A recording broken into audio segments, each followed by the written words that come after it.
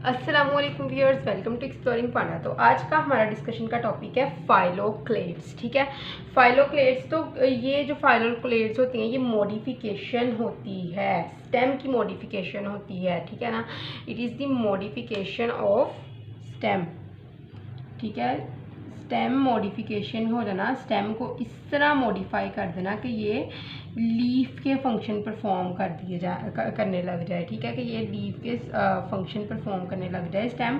तो लीफ का फंक्शन क्या होता है? फोटोसिंथेसिस करना और फूड प्रिपेयर करना लीफ का एक बड़ा इंपॉर्टेंट फंक्शन है। तो फाइलोक्लेड्स क्या है? ये स्टेम की मॉडिफिकेशन है कि स्टेम जो है वो लीफ का फंक्शन परफॉर्म करने लग जाए। ठीक है, तो कुछ प्लांट्स जो बहुत ड्राई हॉट प्लेसेस में ग्रो करते हैं, इनके अंदर क्या होता है कि ट्रू लीव्स जो होते हैं वो जो होते हैं वो रिड्यूस हो जाते हैं स्केल्स में। ट्रू लीव्स तो हॉट ड्राई प्लेसेस, मैं पॉइंट्स लिख देती हूँ ताकि आपको अच्छे तरीके से क्लियर आउट हो जाए। तो ऐसे प्लेसेस में रहने वाले प्लांट के अंदर क्या होता है कि जो ट्रू लीव्स होते हैं ना ये रिड्यूस्ड हो जाते हैं। ट्रू लीव रिड्यूस्ड किन चीज़ के अंदर रिड्यूस हो जाते हैं? स्केल्स के अंदर। अब लीव्स रिड्यूस हो गए हैं तो क्या स्केल्स के अंदर क्यों हुए हैं? ताकि जो है हमारे पास जो हमारे पास ट्रांसपरेशन है ना उसको कम किया जा सके। ठीक है ना, वाटर के लॉस को कम किया जा सके। ठीक है, तो उसके बाद क्या होता है, अब स्टेम जो होगी ना उसने क्या होना है, स्टेम ने फ्लैट हो जाना है, ग्रीन हो जाना है। ठीक है, स्टेम बिकम मतलब एक्सट्रीमली, वैसे तो स्टेम ग्रीन होती है लेकिन एक्सट्रीमली क्लोरोफिल की जो है वो उसके अंदर एक्यूमुलेशन होना शुरू हो जाती है, स्टेम एक्सट्रीमली ग्रीन हो जाती है। ठीक है ना, तो ग्रीन हो जाएगी और फ्लैट हो जाएगी, फ्लैट जस्ट लाइक लीव। ठीक है, तो जब ये इस तरह की हो जाती है, अंदर बहुत ज़्यादा एक्सेस में क्लोरोफिल स्टेम के अंदर प्रोड्यूस हो जाती है। स्टेम ने क्या करना है? स्टेम ने लीफ का फंक्शन परफॉर्म करने लग जाना है। ठीक है, then stem started to perform the function of the leaf. ठीक है, तो अभी हम बात करते हैं कि फाइलोक्लेड्स किस तरह बनते हैं, हाउ इट फॉर्म्ड। ठीक है, तो मैंने थोड़ा सा आपको जो है वो इसका इंट्रोडक्शन दे दिया है। अब हम देखते हैं हाउ इट फॉर्म। अभी मैं मार्कर्स इतनी नहीं यूज़ कर रही क्योंकि मेरी सब मार्कर्स की इंक जो है वो ख़त्म हो गई है।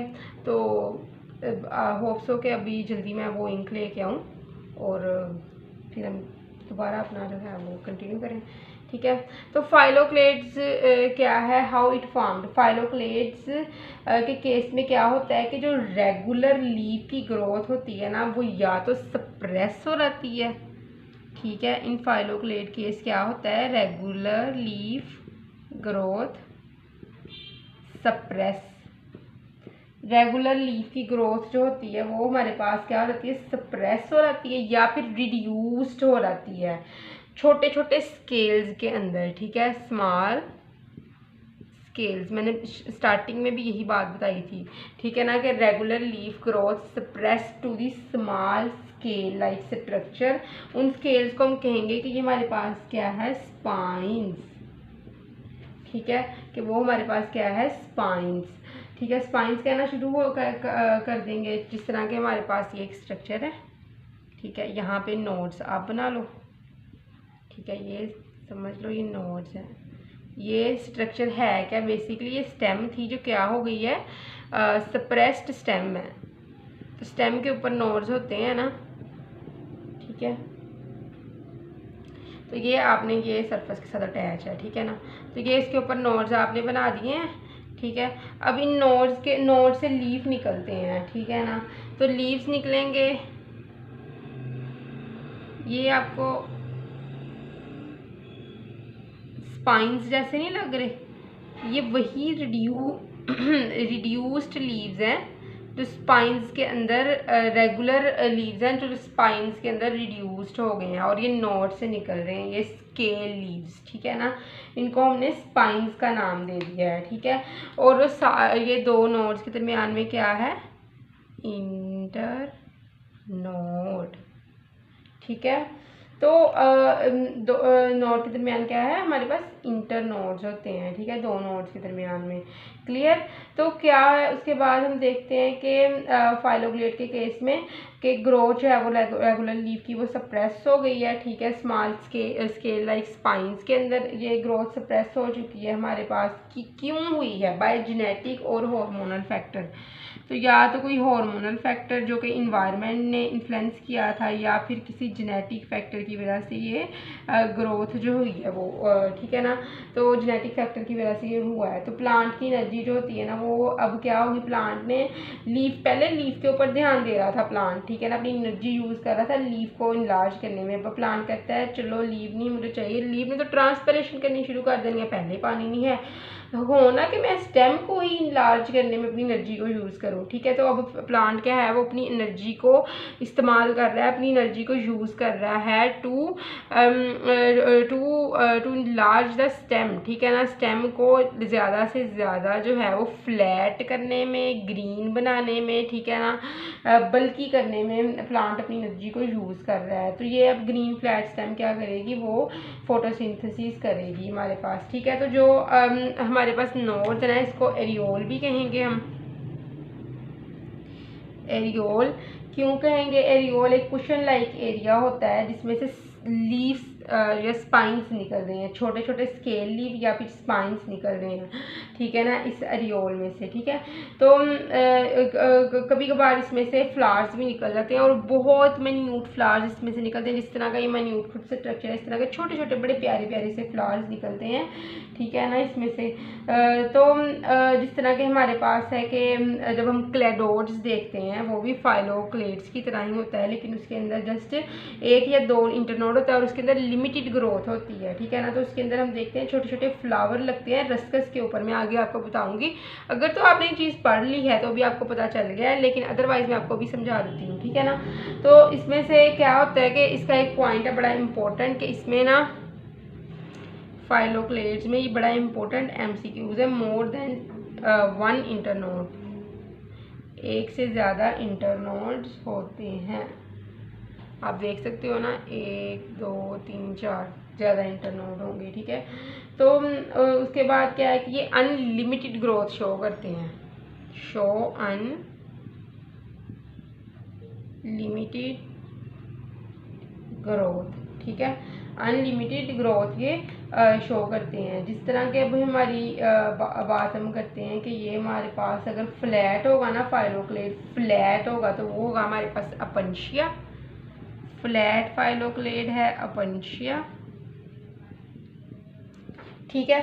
और अगर हमारे पास सिलेंड्रिकल फाइलोक्लेड होगा, सिलेंड्रिकल फाइलोक्लेड, तो वो होगा यूफोर्बिया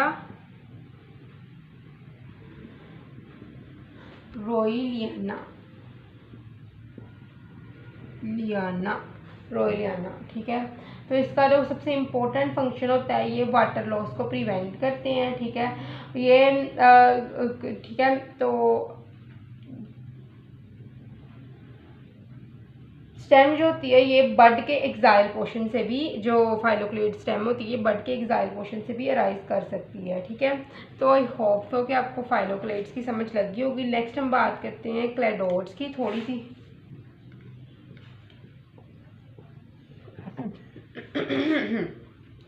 तो क्लेडोड्स क्या है, ये लिमिटेड ग्रोथ शो करते हैं, ठीक है ना, दे शो लिमिटेड ग्रोथ, ठीक है।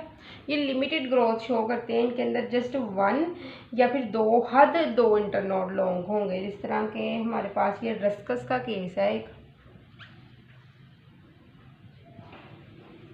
ठीक है, इसके अंदर ना आपके पास ये,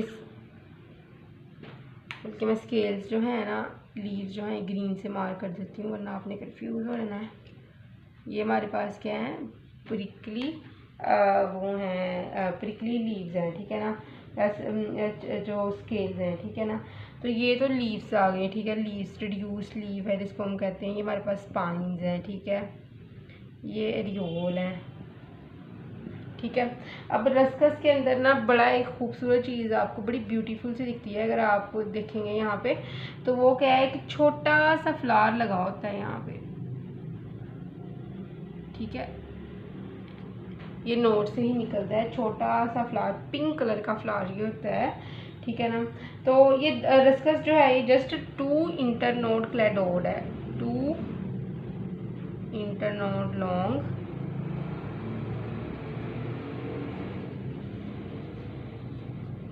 क्लेडोड, ठीक है।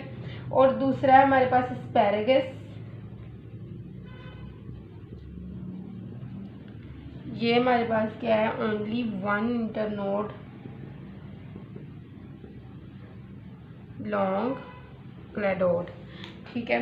तो आई होप सो कि आपको फाइलोक्लेड्स और क्लेडोड की समझ लगी होगी, लेकिन किसी भी किस्म की कन्फ्यूजन है तो कमेंट सेक्शन में पूछ सकते हैं। थैंक यू सो मच, अल्लाह हाफिज़।